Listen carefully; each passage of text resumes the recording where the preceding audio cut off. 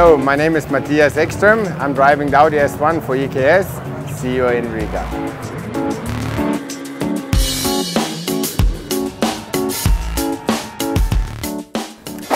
Actually, I don't know three things about Latvia. I would say I know that you have some fast rallycross drivers and that rallycross is popular. I know that you have one of the greatest Audi sport dealers in the world.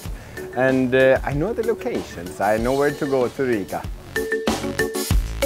I've seen some of it and it looks to be a nice track with some great nature, some big jumps, and will be really interesting to see how the track will be to drive, but so far what I saw was very positive. Like always when we go racing, we do our best and try to collect as many points as possible and in the perfect world to get some trophies.